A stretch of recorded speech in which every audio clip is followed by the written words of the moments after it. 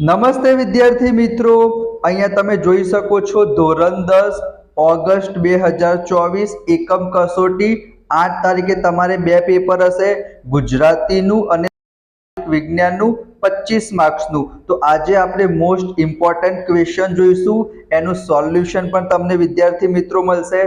સામાજિક વિજ્ઞાન છે, ગણિત છે, અંગ્રેજી છે, બધા જ વિષયના એકમ કસોટીના મોસ્ટ ઇમ્પોર્ટન્ટ પ્રશ્ન અને એનું સોલ્યુશન પણ મળશે। તો તમારે શું કરવાનું છે, ફટાફટ વિદ્યાર્થી મિત્રો વિડીયોને લાઈક કરી દેજો અને ચેનલને પણ સબસ્ક્રાઇબ કરી દો। અહીંયા તમે જોઈ શકો છો વિદ્યાર્થી મિત્રો 8 તારીખે તમારી પરીક્ષાનો સિલેબસ શું હશે, 31 જુલાઈ સુધીનો। જો તમે 10મા ધોરણમાં ભણો છો તો આ 3 ચેપ્ટર પૂછાશે, 5મું ચેપ્ટર, 6ઠું ચેપ્ટર અને 7મું ચેપ્ટર। દીકરી, હું એવો, ગુજરાતી અને વાયરલ ઇન્ફેક્શન અને વ્યાકરણમાં તમે જોઈ શકો છો અહેવાલ અથવા નિબંધ 4 માર્ક્સમાં પૂછાશે। તો બધા જ મોસ્ટ ઇમ્પોર્ટન્ટ પ્રશ્ન હું તમારી સાથે શેર કરીશ અને તમને સોલ્યુશન પણ મળશે વિદ્યાર્થી મિત્રો। તમે સાથે સાથે સ્ક્રીનશોટ લેતા જજો, આનામાંથી જ તમારી પરીક્ષામાં પૂછાશે। તમારા 25 માંથી 25 માર્ક્સ પણ આવી શકશે। તો ફટાફટ ફરીથી એક વખત કહું છું, ચેનલને હમણાં સબસ્ક્રાઇબ જરૂર કરજો।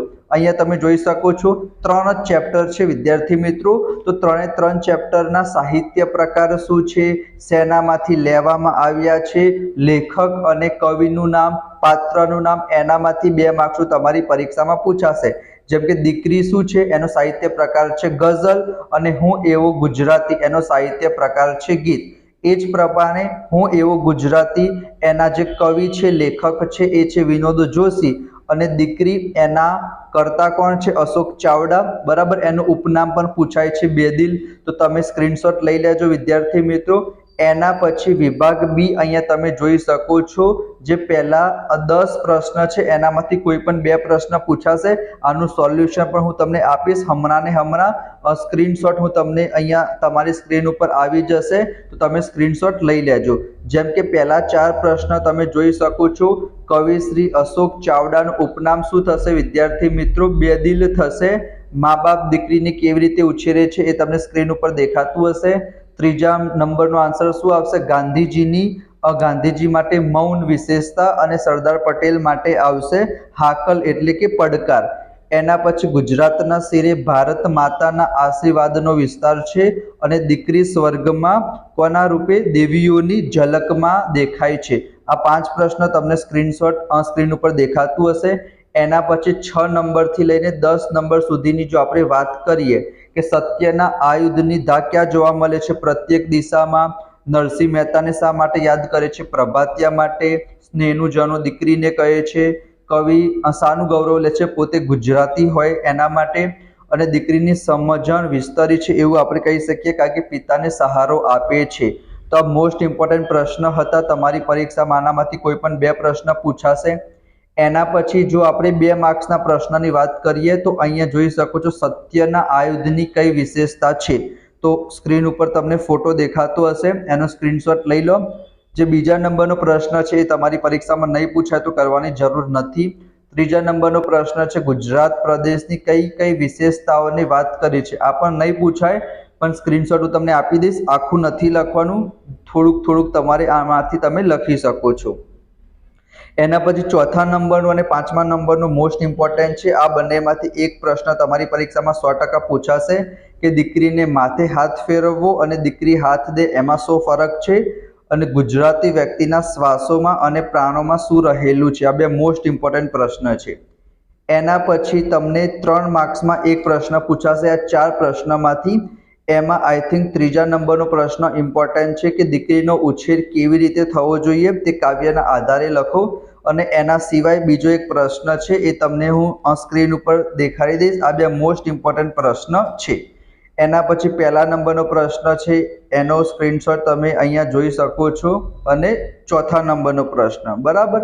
ચલો તમે સ્ક્રીનશોટ લઈ લેજો। એના પછી જો આપણે પદ્ય વિભાગની વાત કરી, જો ગદ્ય વિભાગની વાત કરીએ તો અહીંયા તમે જોઈ શકો છો વિદ્યાર્થી મિત્રો, એક ચેપ્ટર છે ભૂલી ગયા પછી, એ 4થા નંબરનું ચેપ્ટર છે। એ તમારી પરીક્ષામાં નહીં પૂછાય। અમુકની સ્કૂલમાં જો પ્રથમ એકમ કસોટીમાં ના પૂછાયું હોય તો બીજી એકમ કસોટીમાં પૂછાશે. જે તમારું નરેન અને મનીષાવાળું ચેપ્ટર હતું, આઈ થિંક પૂછાઈ ગયું હશે, તો એના પ્રશ્નો તમે ના કરતા.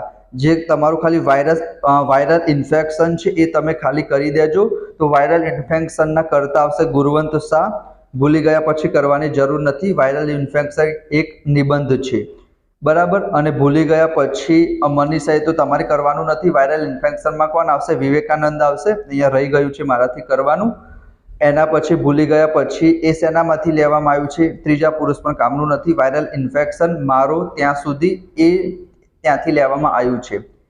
એના પછી અહીંયા વિદ્યાર્થી મિત્રો આ 2 પ્રશ્ન કામના નથી, બરાબર. આમાં ઘણા બધા ભૂલી ગયા પછીના છે, એ તમે ના કરતા. ખાલી હું તમને કહી દઉં છું કયો તમારે કરવાનો છે. 7મા નંબરનો પ્રશ્ન કરવાનો છે કે ખાવા પીવાની બાબતમાં કોણ બેદરકાર છે? તો ભણેલા અને અભણ બંને આવશે. ભણેલા પણ આવશે, અભણ પણ આવશે.